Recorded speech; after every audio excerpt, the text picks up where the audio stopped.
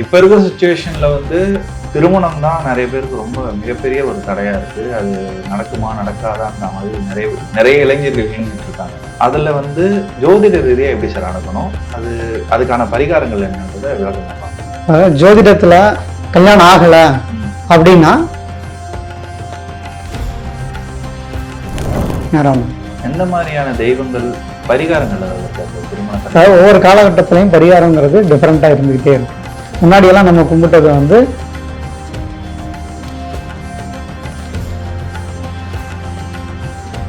நீங்க ஐடி துறையில பெரிய வருவீங்க. ஆனா ஐடி துறையை பத்தி எப்படி ஜோசியத்தில் குறிப்பிட்டு இருப்பாங்க, இல்ல அதுக்குன்னு ஏதாவது ஒரு பொதுவான பெயர் இருக்கா? அது எந்த மாதிரி சார்? அது ஜோதிடத்துல ஒவ்வொரு காலகட்டத்திலையும் ஒரு தொழில் இருக்கு இல்லையா, இரும்பு நெருப்பு மருந்து. இப்ப ஜென்சி கிட்ஸா இருக்கனால இப்படி கேக்குறீங்க நீங்க இதெல்லாம். ஏன்னா போன தலைமுறைக்கு ஓரளவுக்கு தெரிஞ்சிருச்சு அஸ்ட்ராலஜி பத்தி. இந்த தலைமுறைக்கு அதை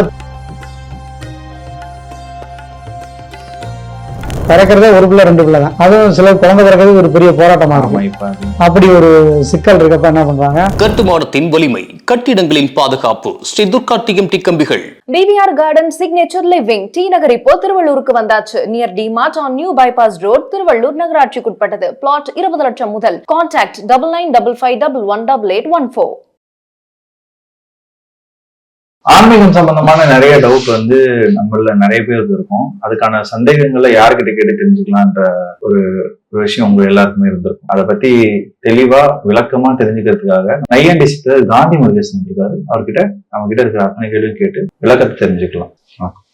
பக்தி கேஃப் நேயர்களுக்கு வணக்கம். இப்ப இருக்கிற சுச்சுவேஷன்ல திருமணம் தான் நிறைய பேருக்கு ரொம்ப மிகப்பெரிய ஒரு தடையா இருக்கு. அது நடக்குமா நடக்காதான்ற மாதிரி நிறைய இளைஞர்கள் இயங்கிட்டு இருக்காங்க. அதுல ஜோதிட ரீதியா எப்படி சார் அணுகணும், அதுக்கான பரிகாரங்கள் என்னன்றதை விளக்கமா பார்க்கலாம். ஜோதிடத்துல கல்யாணம் ஆகல அப்படின்னா சில காரணங்கள் இருக்கு. அது என்ன மாதிரி காரணங்கள் இருக்கு அப்படின்னு பாத்தீங்கன்னா, முதல்ல தோஷம் அப்படிங்கிறது முக்கியமா எல்லாரும் ஹோல்ட் பண்ணுது.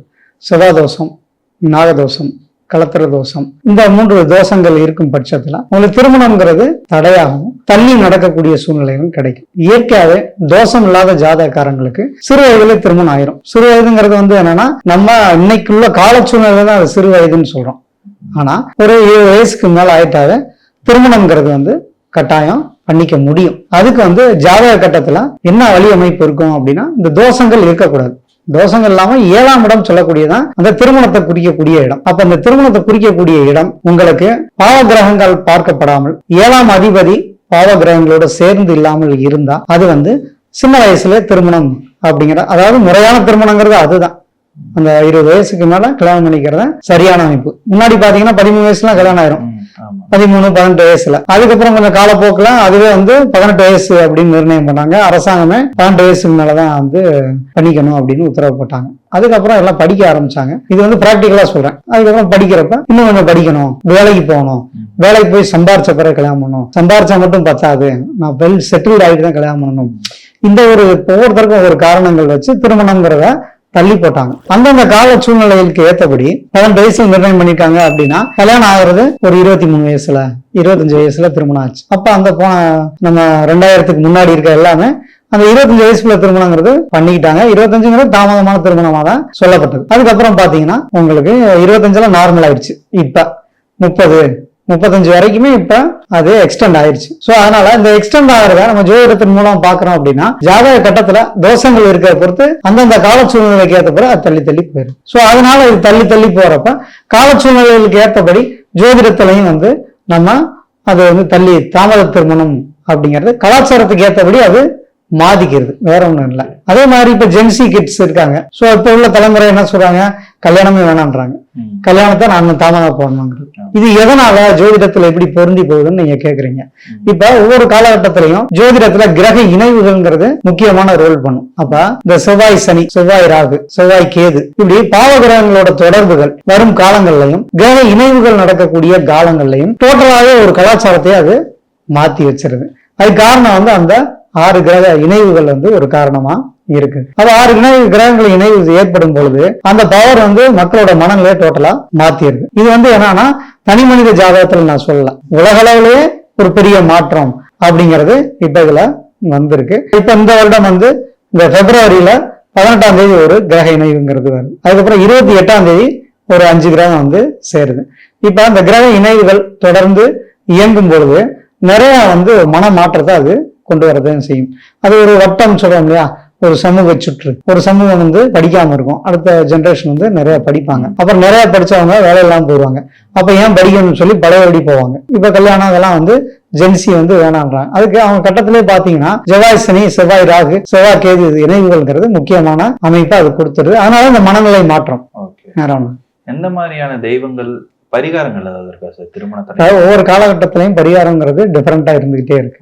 முன்னாடி எல்லாம் நம்ம கும்பிட்டது வந்து 80s பொறுத்த வரைக்கும் என்னன்னா விநாயகரை கும்பிடுவாங்க, முருகனை கும்பிடுவாங்க, சிவன் பார்வதியை கும்பிடுவாங்க. அதே மாதிரி ஒவ்வொரு மதத்திலையும் ஒரு குறிப்பிட்ட சடங்குகள் மட்டும்தான் அன்னைக்கு தெரிஞ்ச ஜெனரேஷன்ல அதை ஃபாலோ பண்ணிட்டு இருந்தாங்க. இப்ப இந்த தலைமுறை வந்ததையும் இப்ப ஜோதிடர்கள் வந்து தன்னை தனித்துவமா காட்ட வேண்டிய சூழ்நிலை வருது. ஜாதகத்துல வந்து அவர் நான் அப்படி நல்லா சொன்னாரு, அவர் எனக்கு வந்து இந்த கோயில் போக சொன்னாரு, எனக்கு நடந்துருச்சு அப்படிங்கறத மாறிடுச்சு.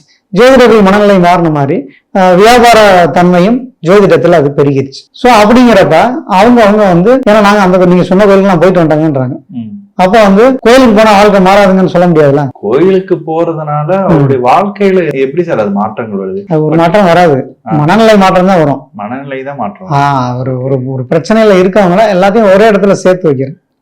அதுதான் வந்து ஒரு சயின்டிபிக்கான ஒரு சைக்காலஜிக்கலா உள்ளதுதான். இப்ப கல்யாணம் ஆகாதவங்களா ஒரு ஊருக்கு அனுப்புறோம்ல, அப்ப அங்க போனா ஒருத்தர் சொல்லிக்குவாங்க, எனக்கு 25 வயசு ஆச்சு, எனக்கு 35 வயசு ஆயிடுச்சு, 35 வயசுக்காரு 25 வயசு பரவாயில்ல சீக்கிரம் கட்டிக்கணும். ஒரு அட்வைஸுக்கும் ஒரு அனலைஸ் பண்றதுக்கான ஒரு இதுதான். அதாவது இப்ப இந்த கோயிலுக்கு போவாங்க கல்யாணம் ஆகும்னா அதே மாதிரி பொண்ணுங்களுக்கும் சொல்லுவாங்க.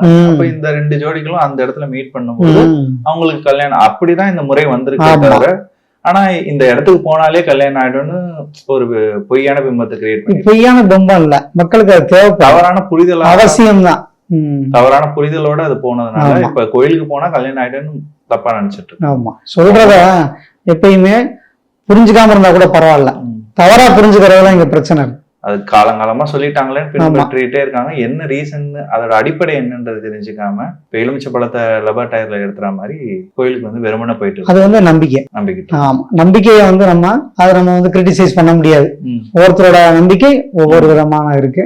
ஒருத்தவங்க சில சட்டை, இந்த சட்டை போட்டாதான் இன்னைக்கு நாள் நல்லா இருக்கும், இந்த சட்டை போட்டா எனக்கு பிரச்சனையா இருக்குன்னு சொல்லி பயன்படுத்துறவங்களும் இருக்காங்க. சோ அதனால அது ஒவ்வொருத்தருக்கும் ஒரு நம்பிக்கையே இல்லாதவங்களுக்கு ஜோதிடர்கள் சில நம்பிக்கைகளை புதுசா வெரைட்டியா பரிகாரம் கேட்கறாங்க ஜோதிடர்கள. சோ அப்பா நீ வந்து இந்த ரிப்பனை விட்டு நீங்க வந்து இந்த எலுமிச்சம்பழத்தை உருட்டினா நான் இது பண்ணிட்டேனே அப்படிம்பாங்க. இவன் என்ன வேற ஏதாவது பண்ணிட்டான்றான், சரி வேற ஏதாவது புதுசா சொல்லுன்ற மாதிரி ஆயிடுச்சு. கிரியேட் பண்ணிட்டே வியாபார விருத்திக்காக புதுசா கொண்டு வந்தாங்க நம்புறாங்க. ஆமா, ஒருத்தர் கூட பாஸ்ன்னு சொல்லி அது சாப்பிடுங்கன்னு சொல்லி அதை ஒண்ணு பெரிய லெவலா பூம் பண்ணாங்க. சோ அதெல்லாம் ஜோதிடர்களை வந்து குழப்பறது மக்கள் தான். அவங்க வந்து ஃப்ரீயா அவங்கள சொல்ல விட்டாங்க, கரெக்டா சொல்லிடுவாங்க. அது என்ன இருக்கோ அதை சொன்னா ஏத்துக்கிற மனப்பக்குவம் வந்து எல்லாருக்கும் இருக்கிறது இல்ல. நானும் உணர்ச்சி வசப்பட்டு நிறைய முன்னாடி எல்லாம் பேசியிருக்கேன். ஆனா வந்து அது மக்களுக்கு அது தேவைப்படுது. எல்லாரும் ஜோதிடராகவே அங்கீகாரம் பண்ண மாட்டாங்க. புதுசா காட்டிக்கிறதுக்காகவே இதெல்லாம் பண்ண வேண்டியது அப்டேட் வெர்ஷன் மாதிரி இவங்கெல்லாம் வித்தியாசமா அப்டேட் மாதிரி இதுலயும் அப்டேட் கேக்குறாங்க, மக்களுக்கு பண்றாங்க. இப்ப ஜென்சி கிட்ஸுக்கு அது தெரியாது, அது ஒரு டிஃபரெண்டா சொல்லணும்ல. அதுதான் ஆமா, நிறைய அவங்க சொல்லுவாங்க. பாரம்பரிய ஜோதிடம்ங்கிறது வந்து அறிவியல் ரீதியான கிரகங்கள் அடிப்படையில சொல்றதா. நம்ம ஒரு 2000 வருஷத்துக்கு முன்னாடி, அதுக்கும் முன்னாடி எழுதுனா ஒரு ஜோதிடம். ஆனா இப்ப வர ஜோசியர்கள் சிலர் வந்து என்ன சொல்றாங்கன்னாக்கா, இப்ப இருக்கிற தொழில்களுக்கு ஏற்ற மாதிரியான, இப்ப நீங்க வந்து ஐடி துறைன்றது அப்ப எழுதவே இல்லை. ஆனா இப்ப வந்து இப்போ ஜோசியம் பார்க்கும்போது நீங்க ஐடி துறையில பெரிய ஆளா வருவீங்க, ஆனா ஐடி துறையை பத்தி எப்படி ஜோசியத்தில் குறிப்பிட்டு இருப்பாங்க? இல்ல அதுக்குன்னு ஏதாவது ஒரு பொதுவான பெயர் இருக்கா? அது எந்த மாதிரி சார்? அது ஜோதிடத்துல ஒவ்வொரு காலகட்டத்திலயும் ஒரு தொழில் இருக்கு இல்லையா, இரும்பு நெருப்பு மருந்து அப்படின்னு மட்டும் சொன்னாங்க. இரும்பு தொழில் பண்ணுவாங்க அப்படின்னு சொல்லுவாங்க. அப்புறம் மருந்துனா மருந்து தொழில் பண்ணுவாங்க, நெருப்பு தொழில் பண்ணுவாங்க. இதுதான் வந்து முன்னாடி போன ஜெனரேஷன்ல யார எந்த ஜோசியத்தை கேட்டா இதை மட்டும் தான் சொல்லுவாங்க. அதுக்குள்ளே எல்லாம் அடங்கிரும், அந்த வெர்ஷன் அதுக்குள்ளதான் இருக்கும். ஸோ அதுக்கப்புறம் பரவேசம் போயிடும் அப்படிம்பாங்க. பரவேசம்னா வந்து அவன் இந்த உள்ளூர்ல அவன் எதுவுமே எடுபடாம சொந்த ஊரை விட்டு அவன் மைக்ரேட் ஆயிடுவான் அப்படின்னு சொல்றேன். அவனுக்கு பரதேச வாழ்க்கை இருக்குவான். அதுதான் வந்து இன்னைக்கு ஃபாரின்ல ஒர்க் பண்றாரு, அவர் வெளிநாட்டுல இருக்காரு, நம்ம அப்ராட்ல இருக்காரு அப்படின்னு பெருமையா சொல்லிக்கிறோம். அன்னைக்கு அது பரதேச வாழ்க்கை. சோ அது மாதிரி வெர்சன் ஒரு தடவை கண்டுபிடிக்கிறாங்க. ஸோ அப்போ புதன் அப்படிங்கிற கிரகம் இருந்துச்சுன்னா அது வந்து நாலேஜை குறிக்கக்கூடியது, கணக்கை குறிக்கக்கூடியது, ஐடி சம்பந்தப்பட்ட துறையை குறிக்கக்கூடியது. அதில் காம்பினேஷன் சனி பார்வை இருந்தா அவங்க இன்ஜினியரிங் சைட்ல போறாங்க. இப்படி சுக்கிரன் பார்வை இருந்துச்சுன்னா அவங்க வந்து கலைத்துறையில போய் டிசைனிங் துறையில போறாங்க. கிரியேட்டிவ் ஜாப்பா இருக்கு. ஏன்னா சுக்கிரனால கலை வந்துருது. ஸோ அந்த கலைகள்லாம் 1000 கலை 64 இருக்கு. ஸோ அதுல எந்த கலை வேணாலும் இருக்கலாம் அப்படிங்கிறது இருக்கு. இதை மைனூட்டா எப்படி கண்டுபிடிக்கிறோம்னா அனுபவம். பரிகாரங்கிறதும் ஆகுது. சிலர் நடந்திருக்குல்ல, இப்ப அது இல்லவே இல்லை அப்படின்னா மொத்தமாவே புறக்கணிச்சிருவாங்கல்ல. சிலர் நான் இதை பண்ணேன், எனக்கு வந்து இந்த கலர் பெயிண்ட் அடிச்ச பிறகு எனக்கு நிம்மதி இருக்குங்க வீட்டுக்குள்ள அப்படின்னு சொல்றவங்க இருக்காங்க. அப்ப சைக்கலாஜிக்கலா வந்து ஒரு ஜோதிடத்துல பண்ற ஒவ்வொரு விஷயமும் சைக்கலாஜிக்கலாவும் ஒரு மனுஷனுக்கு ஆமா சேஞ்ச கொடுக்கு, கண்டிப்பா கொடுக்கு. அது நம்ம கட்டத்துல பார்த்தோம்னா அந்த நேரம் வரப்ப அந்த மாற்றம் வந்துடும். இப்ப பரிகாரமே சொல்லாம உங்களுக்கு இதுதாங்க நடக்கும் அப்படின்னு சொல்றது அந்த காலகட்டத்துல நடக்கும். அதுல மாற்றமே இல்லை, கணிப்புல தவறு இருக்காது. அந்த காலத்தை கடத்துறது உங்களுக்கு கொஞ்சம் தேவைப்படுது. நீங்க ஒரு வருஷம் இப்ப ஜாதகம் பார்க்க வரீங்க, உங்களுக்கு 1 இயர் கழிச்சு தாங்க நடக்கும்னு சோர்வு ஆயிராங்க. 1 இயர் ஆகுமா, நான் வந்து இன்னைக்கு நாளைக்கு கடத்துறது பெருசா இருக்குங்க. ஸோ அந்த மாதிரி நேரத்துல இந்த கோயிலுக்கு போயிட்டு வாங்க அப்படின்னா அவங்க அது போயிட்டு வரைக்கும் 4 மாசம் ஆயிரும். அப்ப கடைசியில அதே இடத்துக்கு வந்துடும். அது எப்படி நடந்துடும். அந்த காலத்தை கடத்துறதுக்காக அவங்களுக்கு ஒரு நம்பிக்கையை கொடுக்கணுன்றதுக்காக இந்த மாதிரி இதை வந்து செய்யறாங்க. இது எல்லா மதத்திலையும் செய்யறாங்க, எல்லா நாடுகள்லயும் பண்றாங்க. இப்ப நம்ம தமிழ்நாட்டுல மட்டும் ஜோசியம் பாக்குறதுல, இந்தியால வடநாட்டுல ஒவ்வொருத்தரும் ஒவ்வொரு முறையில பாக்குறாங்க. ஃபாரின்ல அஸ்ட்ராலஜி, நியூமராலஜி அப்படின்னு அவங்க ஒரு வேற வேற படிமத்துல பாத்துட்டு தான் இருக்காங்க. நிறைய ஆன்மீகத்துல வந்து ஜோசியத்துல இதெல்லாம் வந்துட்டு இருக்கு. சில புதுசா கடவுளையை உருவாக்குற நிலைமை கூட இருக்கு. அது எப்படி சார்? ஆமா, அது கால சூழ்நிலைக்கு ஏற்றபடி ஒரு டைம் வந்து சில தெய்வங்களை வழிபட்டாங்க. இப்ப பாத்தீங்கன்னா சாய்பாபா, ராகியம்மன் இதெல்லாம் புதுசா எழுச்சி ஆயிருக்குல்ல, அதெல்லாம் வந்து அப்டேட் வெர்ஷன் தான். அதே மாதிரி வெளிநாடுகள்லயும் வேற வேற மதங்கள் வந்து மாற ஆரம்பிச்சிருக்கு. அது உருமாறிக்கிட்டே இருக்கு. இப்ப அது கிறிஸ்டின்ல சிலது வந்து கருத்துக்கள் வந்து முரண்பட்டு இருக்காங்க. சோ அங்கேயும் ஜாதி மதம் நிறைய பிரிவுகள் இருக்கு. ஜாதி மதம் அதுக்குள்ள உட்பிரிவுகள் இருக்கு. அதனால வந்து மனிதன் வந்து இண்டிவிஜுவலா தனித்தனியா தான் வாழ நினைப்பான். அதான் அவனுக்கு ஒண்ணு பிடிக்கும். அதுக்காக அந்த காலத்துல நம்ம நாட்டுல வந்து குலதெய்வ முறைகள் வச்சாங்க. ஏன்னா அது இவங்களுக்கு ஒரு குழுக்களுக்கு மட்டும் அவங்க வந்து சில தெய்வங்களை வழிபடக்கூடிய அமைப்பை கொண்டு வந்தாங்க. அதனால வந்து கடவுள்களும் வந்து நம்ம மனிதனால் தோற்றுவிக்கப்படுறதுதான். கடவுள் நம்மளை தோற்றுவிச்சாரோ இல்லையோ, மனிதர்கள் வந்து நிறைய கடவுள்களை வந்து உலகம் பூரா வந்து அவங்க வந்து படைச்சிருக்காங்க. சரி, ஓகே. இப்ப திருமண தடை பார்த்துட்டோம். திருமணம் நடந்ததுக்கு அப்புறமேட்டு நிறைய பேருக்கு ஐயோ நான் ஏன் திருமணம் பண்ணேன்னு தெரியல, அவ்வளவு பிரச்சனை இருக்கு, ரொம்ப திருமண வாழ்க்கை ரொம்ப கஷ்டமா இருக்குன்னு சொல்றாங்க. இது பொண்ணுக்கும் சரி ஆணுக்கும் சரி. இதுல வந்து திருமண ஜோதிட ரீதியா இது எப்படி சார்? திருமண தடை அப்படிங்கிறது 7ஆம் இடம் சொல்லக்கூடிய திருமண ஸ்தானம். அது வந்து பாவ கிரகங்களால் பார்க்கப்படும் போது இந்த தசாபுத்திகள் வராத போது ஆட்டோமேட்டிக்கா கல்யாணங்கிறது தள்ளி போயிடும். சிலர் கல்யாணம் சீக்கிரம் நடந்துடும், அல்லது வந்து தோஷத்தோடைய திருமணங்கிறது நடக்கும். அப்ப அந்த தோஷ ஜாதகமா இருக்கிறவங்களுக்கு திருமணம் நடந்தா அவங்களுக்குள்ள வந்து மனக்கசப்புகள் ஏற்படும். அது எங்க வருது அப்படின்னா ஜோதிடத்துல 2ஆம் இடம் சொல்லக்கூடியது குடும்பம். அப்ப குடும்பம் அமைஞ்ச பிறகு குடும்பஸ்தானத்தை குரு பார்க்கும்போது சுபத்தன்மை பெறுது, சனி பார்க்கும் பொழுது அது பாவமாயிடும். சோ அப்ப திருமண வாழ்க்கையில அங்க பிரச்சனைகளை ஏற்படுது. 2ஆம் இடம்ங்கிறது வருமானம். அப்ப திருமணத்துக்கு பிறகு எது பிரச்சனையா இருக்கு, வருமானம் இல்லைன்னா குடும்பம் நடத்த முடியாது. சோ அப்ப அங்க 2ஆம் இடம் கெட்டு போயிருந்தா திருமணத்துக்கு பிறகு வாழ்க்கையில வந்து நிம்மதிங்கிறது குறைவா இருக்கும். பினான்சியலாவும் சரி, வாக்குவாதங்கள் சொன்ன வாக்கை காப்பாற்ற முடியாது கணவன் மனைவி கிடையில. சோ அப்ப அந்த 2ஆம் இடம் வந்து பாதிக்கிறதுனால அது பாதிப்பு. அதுக்கடுத்து பாத்தீங்கன்னா 4ஆம் இடம்ங்கிறது சுகஸ்தானம். அப்ப கல்யாணத்துக்கு பிறகு சுகத்தை சந்தோஷத்தை அனுபவிக்கக்கூடிய காலம். சோ அந்த இடத்துல பாவ கிரகங்கள் உள்ளது, செவ்வாய் ராகு கேதுக்கள், செவ்வாய் சனி இதெல்லாம் இருந்துச்சுன்னா நமக்கு இன்பமயமான சந்தோஷகரமான ஒரு இல்வாழ்க்கைங்கிறத அது கெடுத்துருது. அப்படியே பாத்தீங்கன்னா அதுக்கு நேர் ஆப்போசிட்டா 4ஆம் இடத்துல பாவ கிரகங்கள் இருந்தாலும் அது 7ஆம் இடம் சொல்லக்கூடிய இடத்துல 10ஆம் இடம் அப்படிங்கிறது வந்து தொழில் ஸ்தானம். அப்ப சுகம் ஏன் கிடைக்கல அப்படின்னா தொழில் ஸ்தானம் பாதிக்கப்படும். அப்ப தொழில் கெட்டு போயிடுச்சுன்னா ஆட்டோமேட்டிக்கா வீட்டுல வருமான தடை வரும், சுகத்தை கெடுக்க ஆரம்பிச்சு, வாக்குவாதம் வர ஆரம்பிச்சு, தொழில் தான் அங்க மாற்றத்தை கொடுக்குது. சோ அந்த 2, 4, 10 இந்த இடங்கள் வந்து பாதிப்பு இருந்துச்சுன்னா திருமணத்துக்கு பிறகு அவங்க வாழ்க்கையில வந்து பாதிப்பு வரும். உருவாக்குனது எல்லாமே நம்ம இந்திய வாழ்வு முறைப்படி அதுல இருக்கிற அந்த உறவுபடியே தான் உருவாக்கி இருக்காங்க. ஆமா, மொத்தமாவே டோட்டலாவே இப்ப ஜென்சி கிட்ஸா இருக்கனால இப்படி கேக்குறீங்க நீங்க வந்து இதெல்லாம். ஏன்னா போன தலைமுறைக்கு ஓரளவுக்கு தெரிஞ்சிருச்சு அஸ்ட்ராலஜி பத்தி. இந்த தலைமுறைக்கு வந்து அதற்காக கொஞ்சம் கொஞ்சமா வராங்க. யாரு எப்ப வருவாங்க ஜோதிடத்துக்குள்ள அப்படின்னா தொடர் முயற்சி பண்ணி தோல்வி அடைகிறாங்க. நம்ம வாழ்க்கையில திறமை இருந்து முன்னேற முடியாம இருக்காங்க. அப்ப எதனால அப்படி போகுது? இப்ப நம்ம லைஃபே ஒரு டிராஜடியா இருக்கு, எது தொட்டாலும் இழுபறியா இருக்கு, நம்ம நினைச்சதுக்கு படிக்க முடியல, நினைச்ச வேலைக்கு போக முடியல, நினைச்சபடி வாழ முடியல. அப்படிங்கிறப்ப இது ஏன் கேள்வி கேட்காது. முதல்ல முயற்சி பண்ணிக்கிட்டே இருப்பாங்க. முயற்சிகள் தோல்வி அடையும் பொழுது அவங்களுக்கு ஒண்ணு தேவைப்படும், என்னதான் நம்ம இதுக்கு முடிவு அப்படிங்கிறப்ப முன்னாடி தலைமுறைக்காரங்க சொல்லுவாங்க, முதல்ல ஜோதிஷத்தை போய் பாரு. அது வரைக்கும் பிடிவாதமா இருந்தவங்க சரி போய் பார்த்து வரேன்னு சொல்லி ஜோதிடத்துக்குள்ள வருவாங்க. சோ அப்ப அந்த காரணங்களை அறியறதுக்கு ஒரு வெறுப்பா இருக்கும். ஏன்னா தொடர்ந்து பக்கத்துல இருக்கவன்ட்ட புலம்பிட்டே இருந்தா ஓடிடுவாங்களா, அதனால யார்ட்டும் போக முடியாது. கோயிலுக்கு போவாங்க, கோயிலுக்கு போய் வழியே கும்பிடுவாங்க. கும்பிடுன்னு பக்தி முத்துனா விரக்தி ஆயிடுவாங்க. உனக்கு வேண்டி என்ன செய்ய அப்படின்னு ரொம்ப விரக்தியானா பக்தி பக்தி முத்துனா விரக்தி, விரக்தி முத்துனா பக்தி. இதான் மக்களோட அடுத்தடுத்தது. அப்புறம் அதுல கொஞ்சம் ரிலீஃப் கிடைக்கிறதுக்கு ஜோதிடத்திட்ட வராங்க. சோ என்ன காரணம்? ஏன்னா எனக்கு பின்னாடி படிச்சவங்க எல்லாம் முன்னாடி நல்லா சம்பாதிக்கிறான். இப்படி ஒவ்வொருத்தவங்களும் அந்த ஒப்பீடு இருக்குல்ல, ஒரே வீட்டுல 2 பேரும் அனந்தமி பிறகுறாங்க, ஒருத்தர் நல்லா இருக்கு, ஒருத்தர் சரியில்லை. ஏன் சரியில்லைங்கிற ஒரு கேள்வி வருதுல்ல. சோ இதெல்லாம் நமக்கு ஜோதிடத்துல தெரிஞ்சுக்கலாம். இந்த நேரத்துல இப்படி நடக்கும் அப்படின்னு ஒரு நம்பிக்கையாக உங்களுக்கு இந்த காலகட்டத்துக்கு அப்புறம் சிறப்பா இருக்கும்னா கண்டிப்பா இருக்கும். இது தொழில் ரீதியான பிரச்சனைகள் இருக்கும்போது குடும்பத்துல இந்த மாதிரி தடைகள் இருக்கு. ஹஸ்பண்ட் ஒய்ஃப்குள்ள இருக்கிற சில மன ரீதியான பிரச்சனைகள் இருக்கும்.